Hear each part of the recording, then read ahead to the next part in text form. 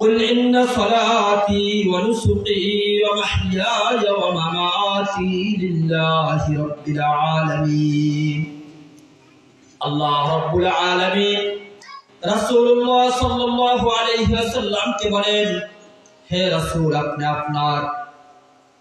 আপনার উম্মতের নারী পুরুষ সকলকে বলে দেন, নামাজ قل إن صلاتي ونسكي ومحياي ومماتي لله رب العالمين আমার নামাজ, আমার রোজা, আমার হজ, আমার যাকাত, আমার কোরআন তেলাওয়াত, আমার রাজনীতি, আমার সমাজনীতি, আমার ব্যবসা, আমার জীবন, আমার মরণ, জীবনের যত কাজ আছে, যত ইবাদত আছে, সবগুলো আল্লাহ তাআলার জন্য। আল্লাহ তাআলার জন্য আমার যত ইবাদত আছে সবগুলো আল্লাহ তাআলার জন্য।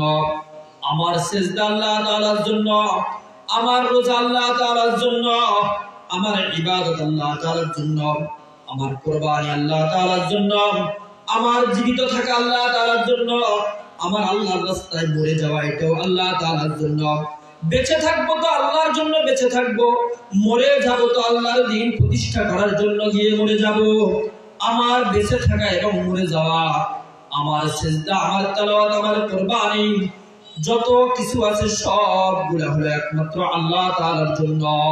কুল ইন্না সলাতি ওয়া নুসুকি ওয়া মাহইয়ায়া ওয়া মামাতি লিল্লাহি রাব্বিল আলামিন।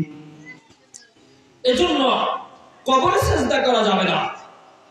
সন্তান চাবো তো আল্লাহ তাআলার কাছে চাবো।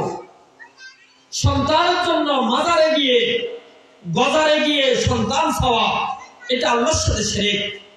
সন্তান দেওয়ার মালিক একমাত্র আল্লাহ তাআলা, রিজিক দেওয়ার মালিক একমাত্র আল্লাহ তাআলা, আমার ইজ্জত আর বেইজ্জতির মালিক একমাত্র আল্লাহ তাআলা।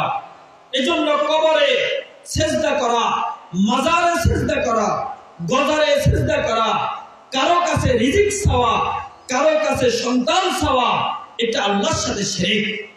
এমন শিরক করা যাবে না।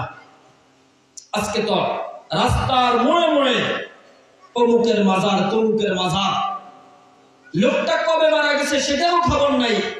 একজনের এটার নাম উঠাই দিছে অমুক মিয়ার মাজার, অমুক বাবার মাজার, অমুক মামার মাজার। আর মহিলারা যায় সেখানে টাকা দেয়, মোমবাতি দেয়, আগরবাতি দেয়, সিজদা করে, সন্তান চায়। কবরকে সিজদা করে, কবরওয়ালার কাছে যে সন্তান চায়, এটা আল্লাহর সাথে শিরক, এটা আল্লাহর সাথে নাফরমানি।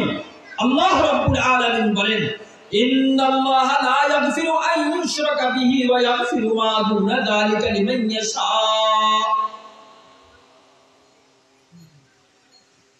ومن يشرك بالله فقد ضل ضلالا بعيدا। আল্লাহ রাব্বুল আলামিন বলেন, আমি রব্বুল আলামিন শিরক ব্যতীত যত অপরাধ আছে সকল অপরাধ ইচ্ছা করলে আমি আল্লাহ মাফ করে দিব। কিন্তু কোন আল্লাহর বান্দা যদি আল্লাহর জাতের সাথে, আল্লাহর গুণাবলীর সাথে শিরক করে, আল্লাহ রাব্বুল আলামিন বলেন আল্লাহ তাআলা মাফ করবেন না। আল্লাহ রাব্বুল আলামিন শিরকের গুনাহকে মাফ করবেন না, শিরকের গুনাহ আল্লাহ মাফ করবেন না। লোকমান হাকিম তার সন্তানকে নসিহত করলেন, ইয়া বুনাইয়া লা তুশরিক বিল্লাহ ইন্নাশ শিরকা লাযুলমুন আযীম। লোকমান হাকিম তার সন্তানকে বলেন, হে সন্তান,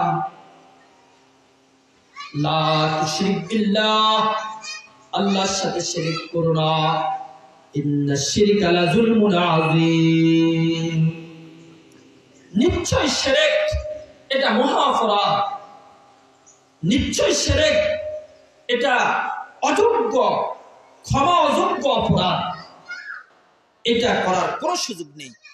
এজন্য